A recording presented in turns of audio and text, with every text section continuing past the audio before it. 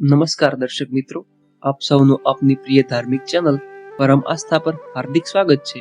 આજના વિડીયોમાં આપણે સાકરિયા સોમવારની વાર્તા વિશે જાણીશું, જે તમારા જીવનમાં ધર્મ અને ભક્તિનો પ્રકાશ લાવશે. જો તમે અમારી ચેનલ ગમે તો લાઈક, શેર અને સબસ્ક્રાઇબ કરવાનું ભૂલશો નહીં. આવી જ ધાર્મિક વાર્તાઓથી સતત અપડેટ રહેવા માટે બેલ આઇકન દબાવવાનું પણ ભૂલશો નહીં. તો ચાલો શરૂ કરીએ સાકરિયા સોમવારની વાર્તા. સૌ પ્રથમ વ્રતની વિધિ. શ્રાવણ માસના પ્રથમ સોમવારથી આ વ્રતની શરૂઆત થાય છે. વ્રત કરનારે સવારે સ્નાન કરીને મહાદેવજીના મંદિરે જઈ શંકર પાર્વતી તથા ગણેશજીની પૂજા કરવી. ત્યાર પછી વાર્તા સાંભળવી અને સાંભળતી વખતે ઓમ નમઃ શિવાય બોલવું. વ્રત કરનારે નકોરડો ઉપવાસ કરવો. પ્રસાદમાં જે સાકર મૂકી હોય તેના 4 ભાગ કરવા. એક ભગવાનને ધરાવવો, એક ભાગ રમતા બાળકને આપવો, ત્રીજો ભાગ નદી, તળાવ કે કૂવામાં પધરાવી દેવો અને ચોથો ભાગ વ્રત કરનારે લેવો. સુવર્ણપુર નામે એક નગર હતું. તેમાં ત્રિલોકચંદ નામે એક બ્રાહ્મણ રહેતો. તેને કોઢ અને રક્તપિત્તનો રોગ હતો. આથી તેના લગ્ન થતા ન હતા. આથી કુંવારો રહી ગયો હતો. પરંતુ એણે 16 સોમવારનું વ્રત કર્યું અને ભગવાનની કૃપા વરસી. તેનો દેહ કંચનવર્ણ બની ગયો. પછી તો ત્રિલોકચંદ માટે ગામે ગામથી માંગ આવવા લાગ્યા. તેમાંથી ત્રિલોકચંદે સુશીલ અને સંસ્કારી મણિપુર ગામની કન્યા સાથે લગ્ન કર્યા. પતિ પત્ની આનંદથી રહેવા લાગ્યા. એવામાં ચોમાસાની ઋતુ આવી. કુદરતને કરવું ને ચોમાસાનો પહેલો વરસાદ જોરદાર તૂટી પડ્યો. બારે મેઘ ખાંગા થયા. મેઘરાજે માજા મૂકી. સુવર્ણનગર આખું તણાઈ ગયું. ત્રિલોકચંદ અને તેની પત્ની જીવ બચાવી ઘરની બહાર નીકળી ગયા. નગરના લોકો ઘરબાર વિનાના થઈ ગયા. 1 સપ્તાહ સુધી સતત વરસાદ ચાલુ રહ્યો. લોકો ત્રાસી ગયા.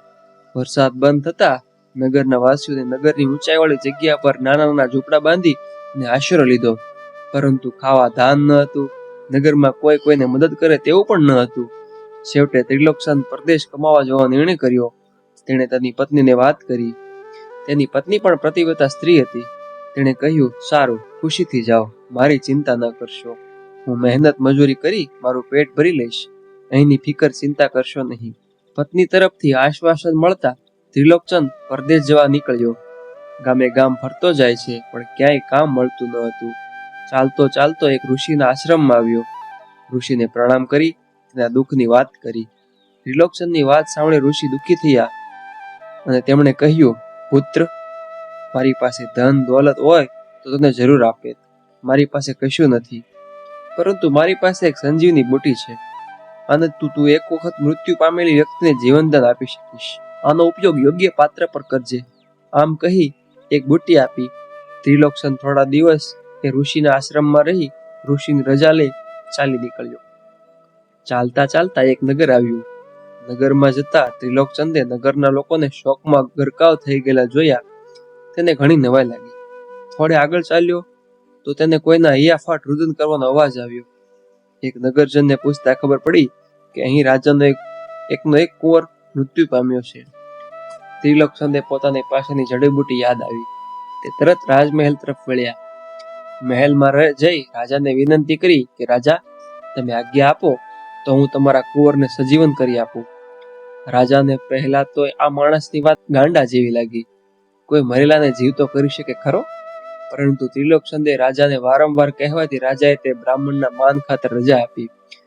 નોકર ત્રિલોકચંદને કુંવરના શબ પાસે લઈ ગયો. બ્રાહ્મણે ઋષિએ આપેલી સંજીવની બુટી થેલામાંથી કાઢી અને પથ્થર પર ઘસી એક ટેપું મૃત કુંવરના મોઢામાં મૂક્યું. સર્વના આશ્ચર્ય વચ્ચે કુંવર આળસ મળીને બેઠો થયો. આ જોઈ રાજા રાણી ખુશ થઈ ગયા. રાજાએ ત્રિલોકચંદને રાજા પુરોહિત પદે નિમ્યો અને રહેવા મહેલ પણ આપ્યો. હવે ત્રિલોકચંદને કોઈ વાતની ખોટ ન હતી. આ બાજુ બ્રાહ્મણી દુઃખના દાડા પસાર કરતી હતી. શ્રાવણ માસ આવ્યો. ગામની સ્ત્રીઓ પૂજા અર્ચના વ્રતો કરવા લાગી. ત્રિલોકચંદની પત્ની પણ પતિ પાછા આવે તે માટે સોમવારનું વ્રત ચાલુ કર્યું. પરંતુ ઘરમાં એક પણ અનાજનો દાણો ન હતો, એટલે નકોરડો ઉપવાસ કરવો પડ્યો. સાંજના સમયે નગર શેઠના ઘરે તેની પુત્ર વધુને દીકરો અવતર્યો. તેની ખુશીમાં શેઠે ગામમાં સાકર વહેંચી.